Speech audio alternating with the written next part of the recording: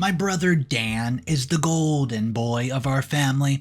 Well, you know what? I'm sick of his condescending attitude and just his know-it-allness. I figured out a secret. He doesn't even know. Our mom and dad know it, and they tried their best to hold this secret in. And you know what? On Christmas, I might reveal it right to his face. Hey, I'm 22. I have an older brother.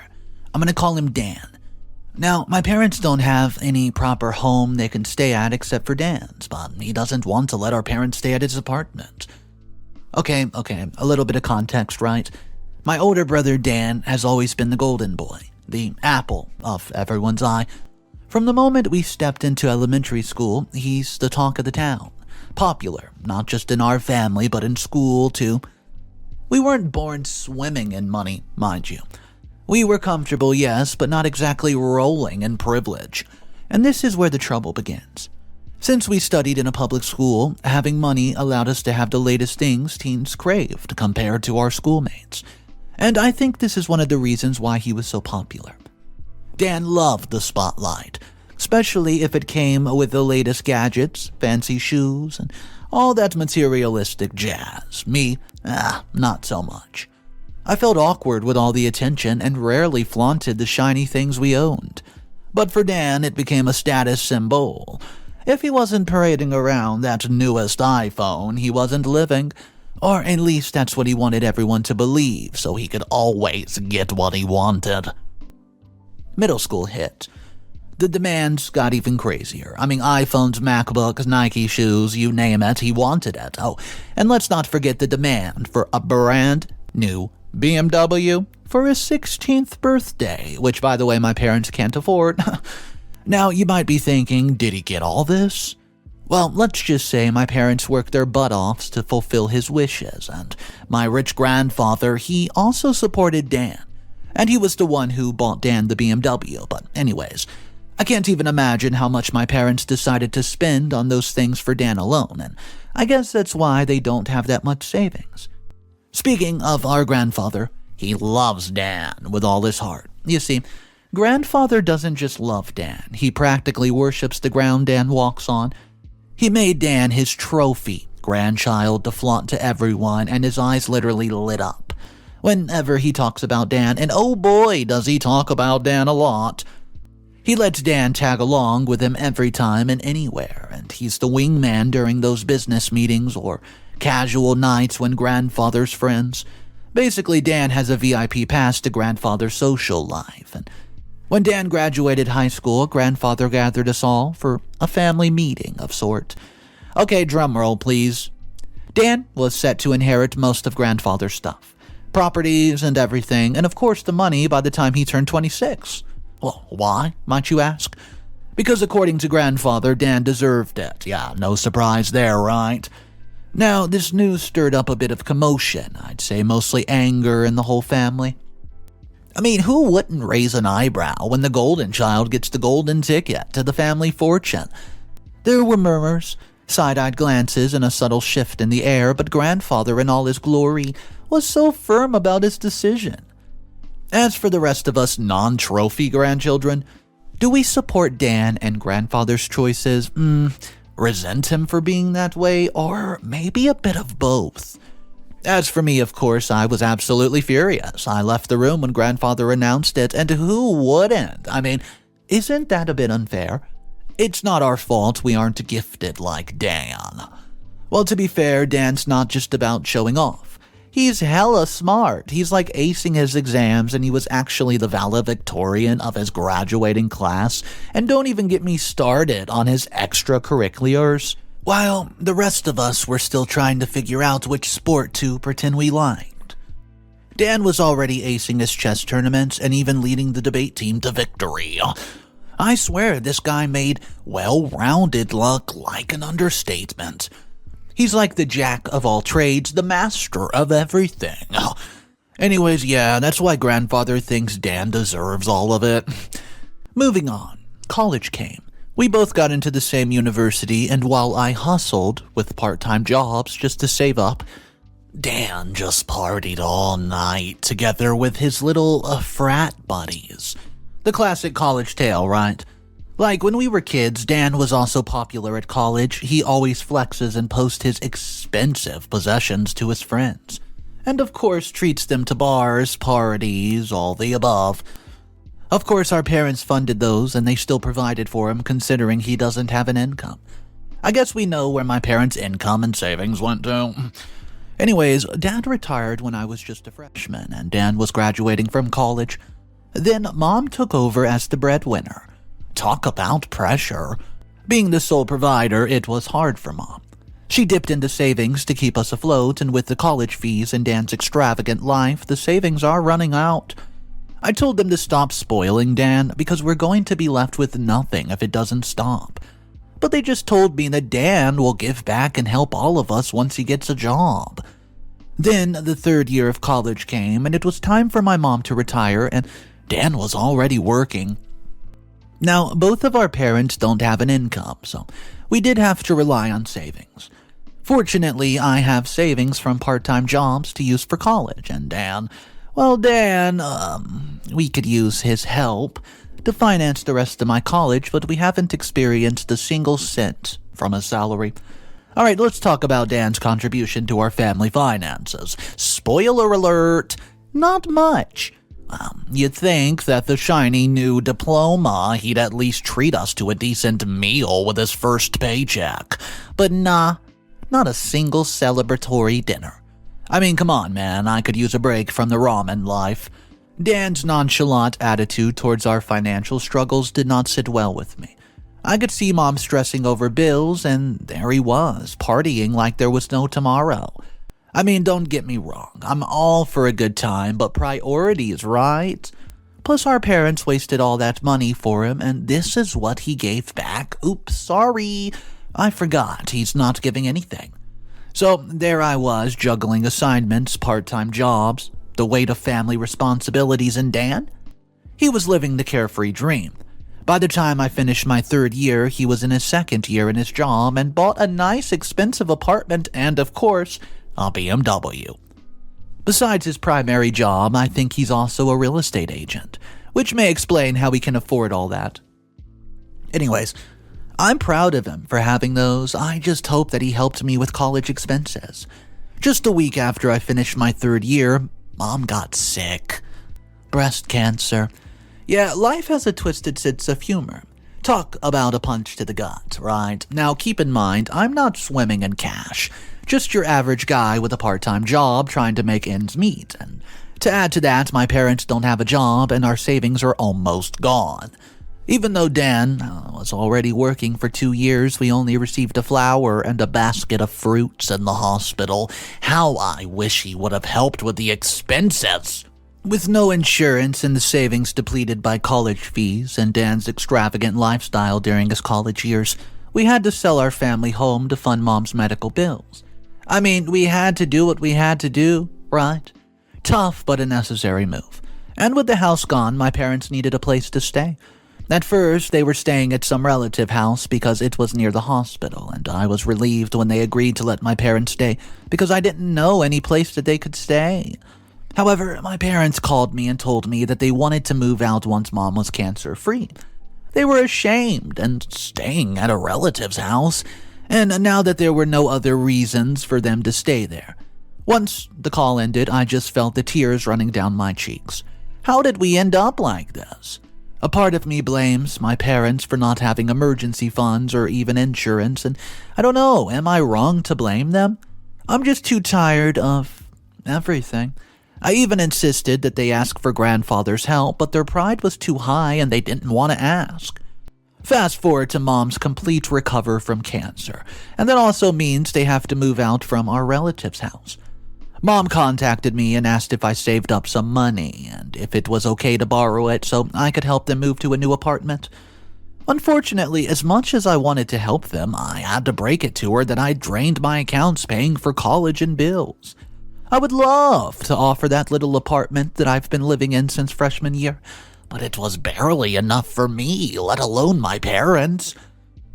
Anyways, although they were receiving financial support from the government, it wasn't enough to pay for the rent if they were to move to a new apartment. I can't really let them stay in mine because they would be uncomfortable and it can barely fit 3 people. But without the money to pay rent for a new apartment, my parents didn't have any other options. So we thought of Dan's big, expensive apartment, right? We approached Dan, explained the situation, hoping that he'd open his doors and asked if our folks could crash at his pad. Even for a while, but oh boy, did we get a reality check. You know what his response was? A big fat no. Well, why?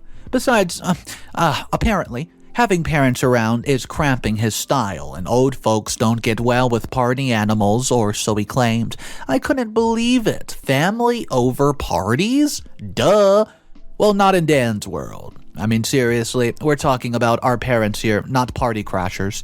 So what were we left with? A dilemma, that's what. Frustration and disappointment set in, but desperate times call for desperate measures, and we had to make it work. My parents would squeeze into my small apartment, adjusting to a space that was never meant for 3. It was not ideal, but we didn't have much of a choice. It's a studio apartment with a small kitchen, portable induction cooktop, mini fridge, 2-seater dining table, and 1-door cabinet. Oh yeah, and a mattress on the floor. Now, with Mom's recovered health and Dad's support, we're all in it together. The cramped apartment feels a little less suffocating. We had to buy a twin over a full bunk bed, so my parents didn't have to sleep on the mattress on the floor. They slept on the bottom bunk bed and I, well, on the top. Whenever we eat, I have to sit on the floor since our dining table has only 2 chairs, and I never thought, wheeled under bed storage would be so useful.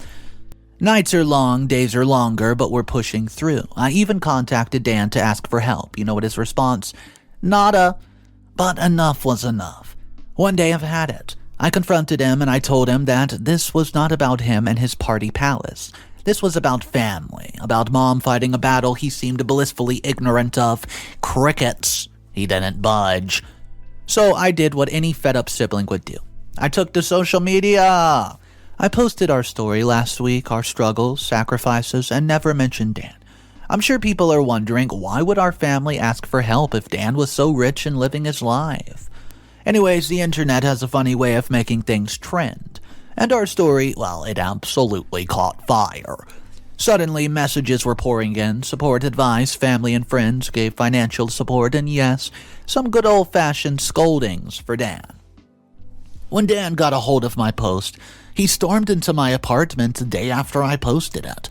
He slammed the door when he entered and asked angry why I would post such a thing.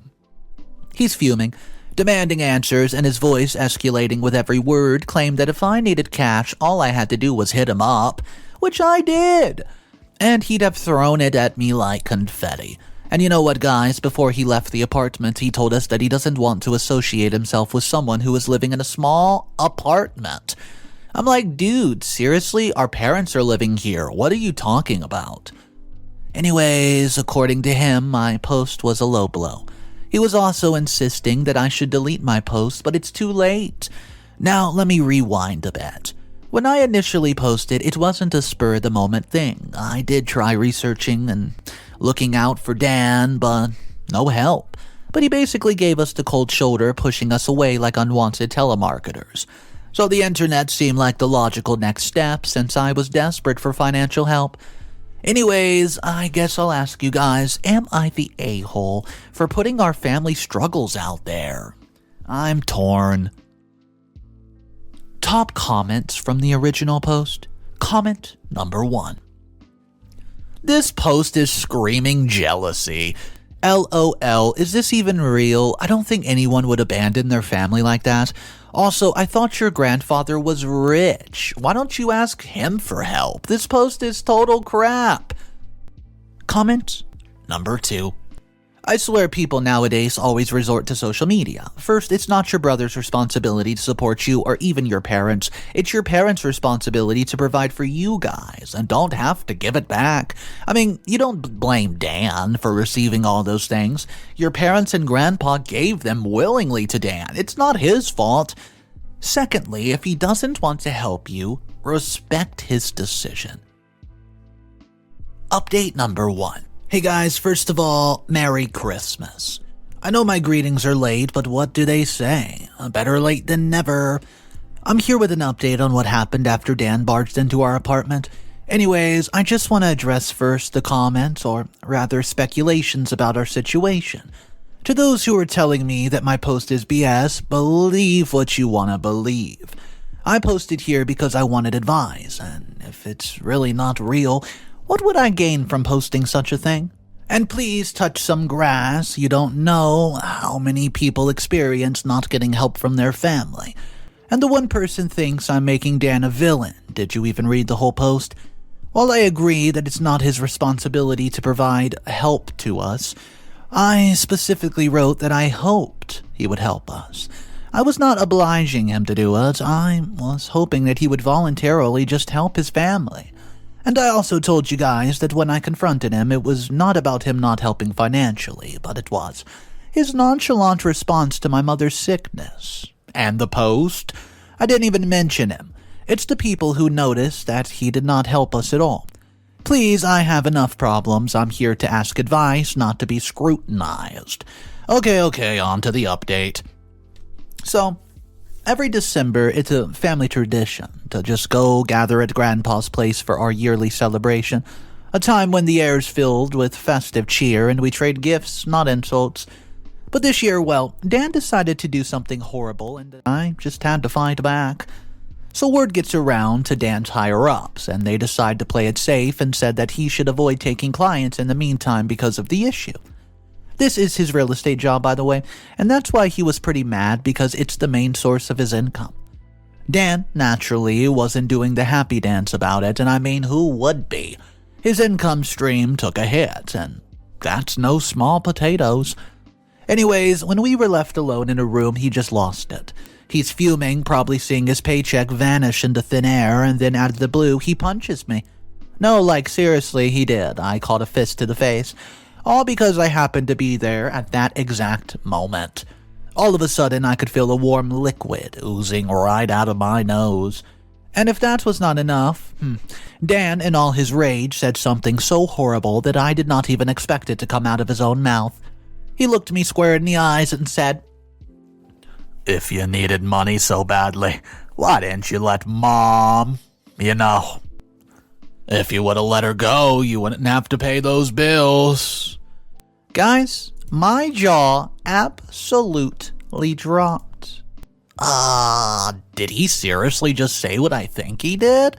The room suddenly felt like it had no air, and I felt my life was draining out of me as I heard every single word that came out of his mouth.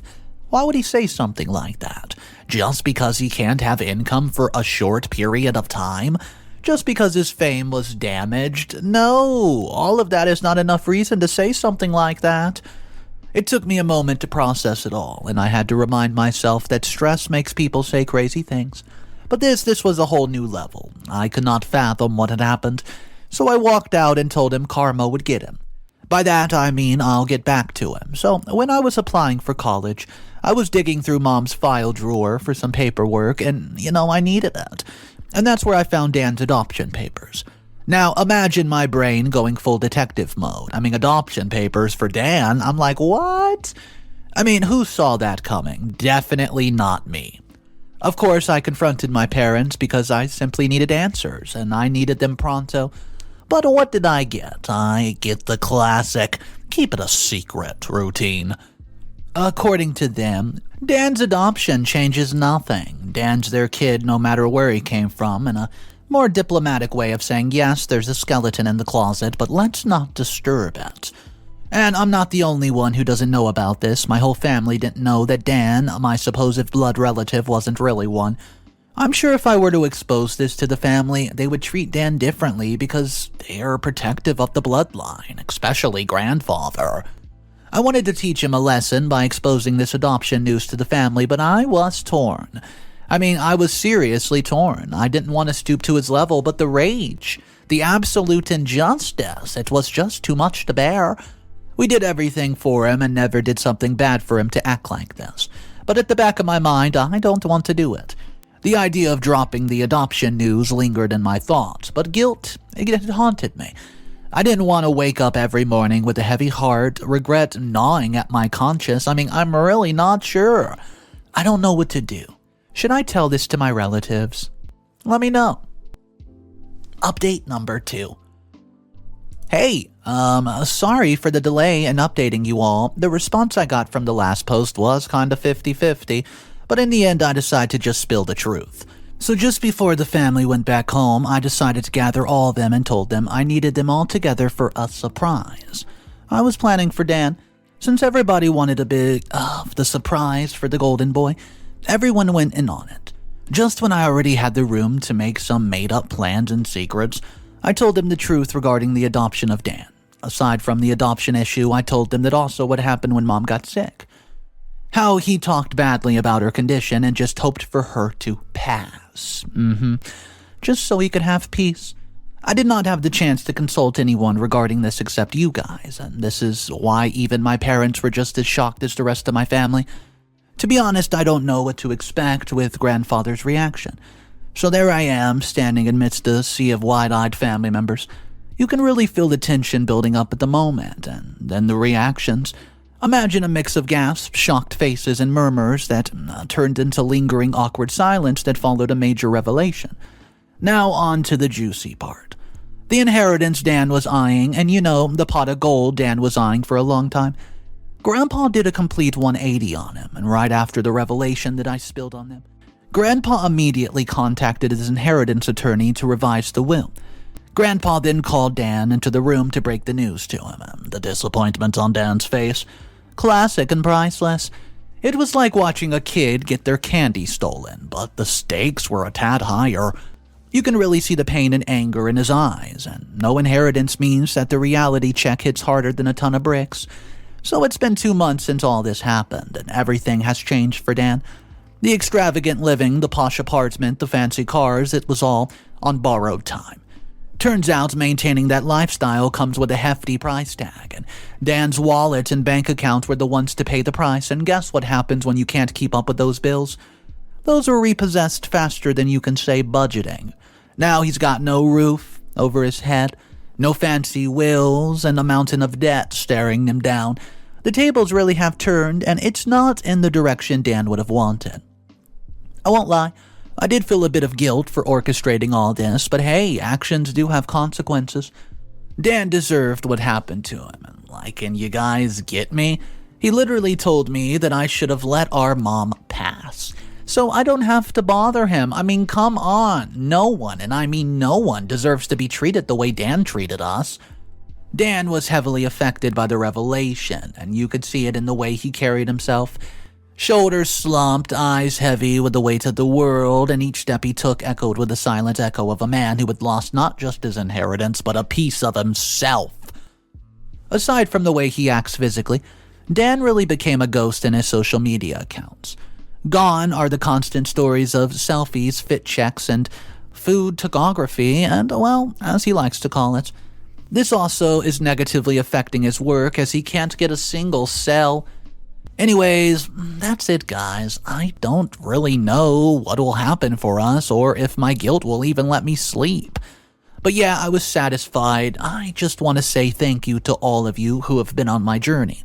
To all the advice and suggestions you've given me, I appreciate all of it. And for Dan, I hope you learned your lesson. Final update. Hey, I know it's been a while since my last post. Anyways, a lot has happened and I want to share the latest update with Dan, and since a lot of you have been commenting and requesting an update, here it is. About half a year has passed, roughly 6 months since the messy issue, and everything, well, has somewhat settled, surprisingly. The inheritance that was initially meant solely for Dan got split amongst our cousins, and talk about a plot twist, yeah.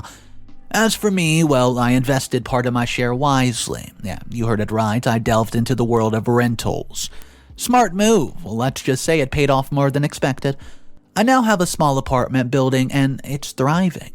Who would imagine so much could happen in just 6 months? But anyways, I got to upgrade my cramped apartment to a more spacious apartment in my building. It's not a mansion, but hey, it's bigger than before, so what else could I ask for?